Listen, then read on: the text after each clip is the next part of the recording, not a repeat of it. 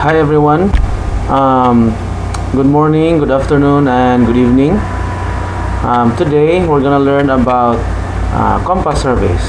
I believe kani siya nga lesson is niagi na siya nga lesson, but I have to discuss this so that we'll be able to know the principle behind our present lesson, which is traverse computations. Okay. So we have here compass surveys. Okay, I believe you have already read this one. So moditso lang ko din eh. So we have two types of compass surveys. So we have the open compass surveys and the closed compass surveys. When you say compass surveys, the two terminal points does not end together. Okay, so ang initial point o ang terminal point or ang last point or last station wala mag-abot. And for closed compass traverse, the two terminal points, which is the first point or the first station and the last station, kay nag-abot sila or nag-form sila og usa ka polygon. Okay, so that is the difference between open compass traverse and closed compass traverse. Now, nganong gihinganlan man ni siya og compass traverse? Because ang atong gigamit nga instrument particularly is the compass. You can have the compass itself or you can use the transit, because ang transit naman sa na siya compass. Okay, so I believe nga nakibalo na taning mga definition diha sa traverse, traversing, traverse station, and traverse lines. Okay, the next topic is traverse computation. Okay, so in the traverse computation topic, we learn about latitude and departure. Okay, so we have here a simple illustration.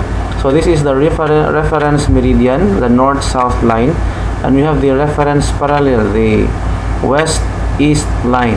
Okay, and we learned from our previous topic nga ang bearing dinhi siya i-measure gikan gyud sa reference meridian. Walay bearing nga magikan sa reference parallel. Okay, so this is now our bearing and this is the line AB.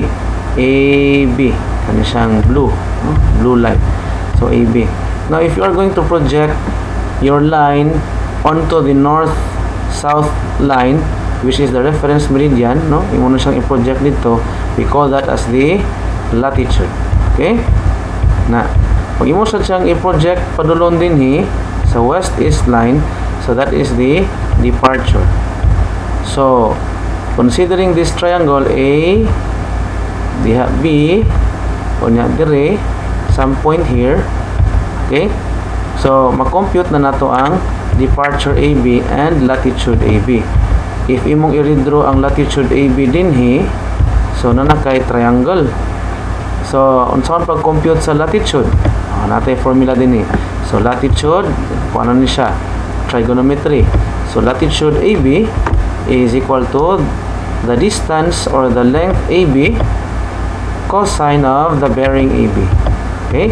And we have the departure, the distance AB sine bearing AB. Okay? Ang lahira nila is ang latitude mo bear sa cosine, departure mo bear sa sine. It should not be the other way around, no? So ang latitude pirmi gyud na siya cosine, ang departure pirmi na siya sine. Okay, so we have here the sign convention for latitudes and departure. Okay, so I hope na naka-answer mo aning assignment na to. This is an open compass traverse na sample problem. Aside from stating that this is an open compass traverse, as you can see, ang data, ang iyang end nga line wala mo balik sa point A, no? So this is an open compass traverse. Now when it comes to compass traverse, ang atong makuha nga mga data dito is distance or distances of each traverse or each traverse lines og iyang mga bearing. Okay, so distance and bearing or distance and direction. Okay, so muna siya ang compass traverse nga survey. Okay. Now this is for this example is for open traverse. Now next is we have the closed compass traverse. Okay. Now during our survey, during tanga mag-survey class, di gyud kalikayan ang magka-error. Okay? Di gyud magkalikayan, especially in determining the distance and the bearing, no? The bearing of the line or the direction of the line.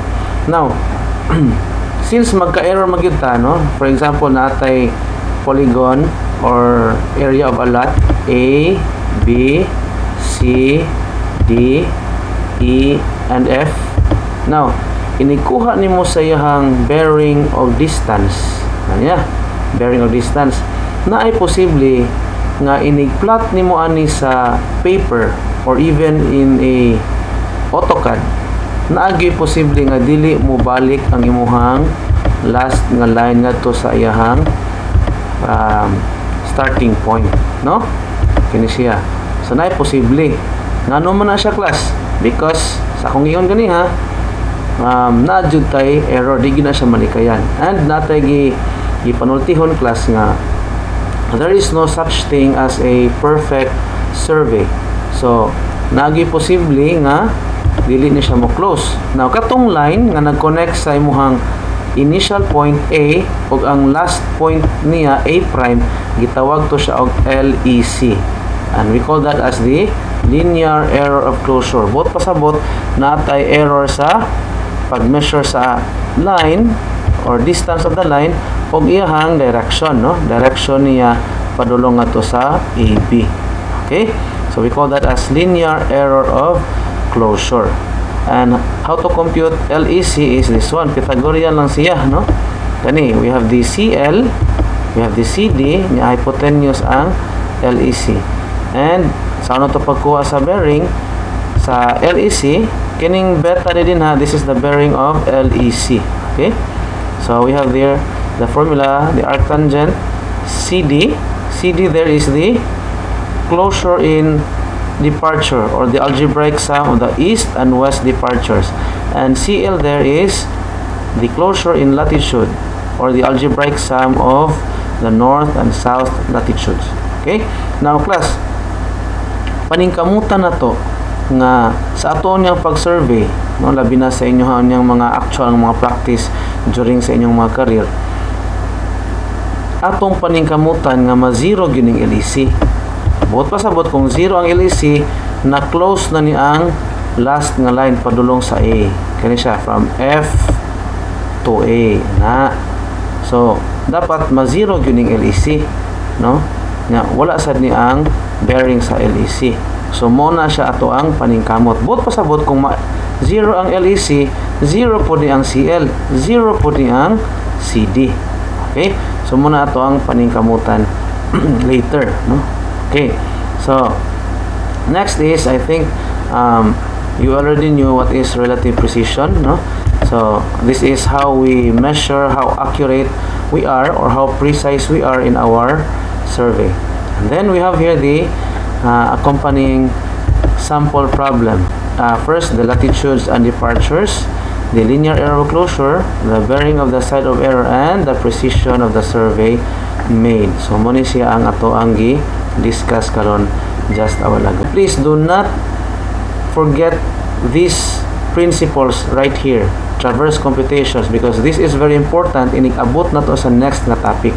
Malimot mo sa principle ani dinhi, labi na sa mga sign convention, no? Maglisod ta sa next na topic. Okay? So that is traverse computation. Next na topic is what we call traverse adjustment. Now, why do we need to adjust the traverse? Okay, sa akong gisgutan kani sa traverse computations naagid tay error, no? Dili na nato tugutan nga naatay LEC. Dapat close gyud ni siya. Kung naay magpa-survey nato and then ang atoang data bearing and distance sa AB, bearing and distance sa BC, and so on, erroneous kayo, then ato ang data nga ma-present niya erroneous pod. So ato nang likayan. So nitabuan na nga kung muna ato ang survey, mura siya na ibangag dire, no? Ug ato nang i-plot, ato nang butangag muhon din sa yuta. So na siya ibangag dinhi. So ato na siyang paningkamutan nga ma-eliminate na siya nga error. So unsa ang pag-eliminate ana nga error? Mo nang natay kita nga traverse adjustment. Okay? Nalantay tulo ka traverse adjustment method. We have the arbitrary method, we have the compass rule, and we have the transit rule. Okay? So kaning arbitrary method, wala na siya particular na formula. Ang iya lang is imo lang bana-banaon o sa tuwa pa ng pinulungan, bana-banaon lang nato kung asa nga line or unsa nga data ang atong i-adjust. Okay? So sa tuwa lang matod pa din sa katapusan nga term, personal judgment o ato ang own nga estimation. The second method is the compass rule. Okay? So na diri gi-describe ang compass rule, and this is the formula. CL, small letter C, subscript small letter L, muna siya ang gitawag natong correction to be applied to the latitude of any course. Okay? Small letter C, subscript small letter D, muna siya ang ato ang correction to be applied for the departure of any course. So for example, this is CL line AB. So kini pod siya diri distance diha. What is small letter D? That is length of any course. So distance AB pod ni. Ang kaning CL mo ni siya ang katong CL nga na-compute nato gikan sa LEC. And then D here is the total length or the perimeter of the traverse kani siya. Okay? So next is the transit rule. Okay? But first I'm going to discuss compass rule. We have here a sample problem. No? Natay sample problem din ako ni siyang ansiran later.